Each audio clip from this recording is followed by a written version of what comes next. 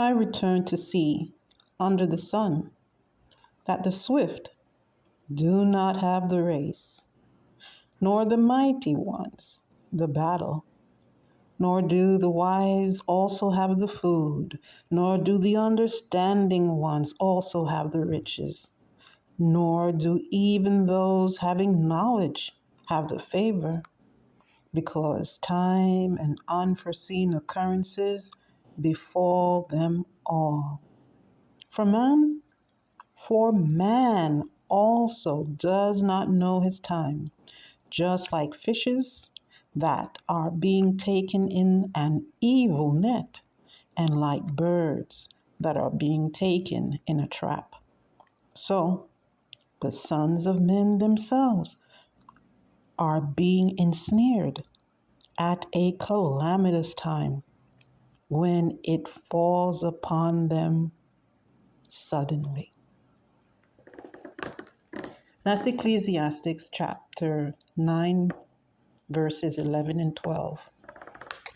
What does that bring to your mind? What appears in your eyes, in your vision when you read that scripture?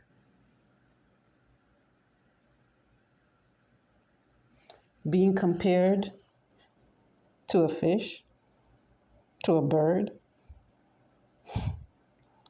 They're caught suddenly when they're unsuspecting and not knowing, when they're in flight, when they're in the stream of water, going about their way, and suddenly an evil fish net or a trap for a bird.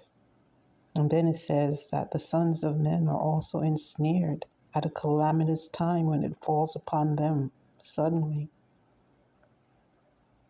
One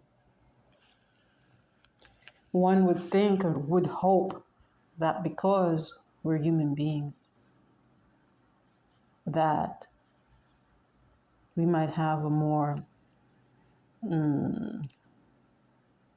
definite outcome with a view to a purpose that is separate and apart from a fish and a bird. But we're compared to fish and a bird and birds, inasmuch as they can be ensnared, we can be ensnared suddenly.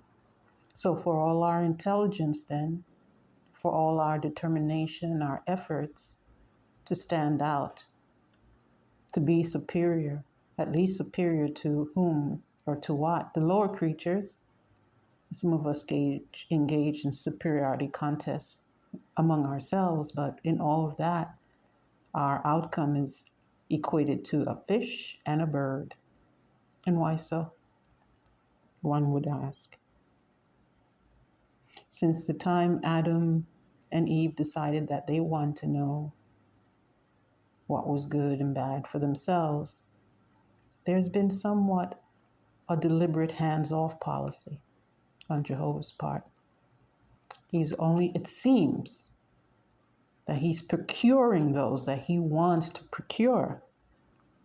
He's selecting people and nations that he wants to keep. And if in fact they prove otherwise, he lets them go and try somebody else.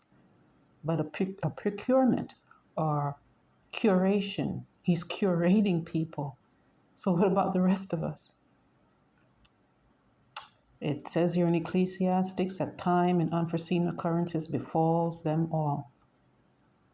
Like a fish and a bird, so our lives are.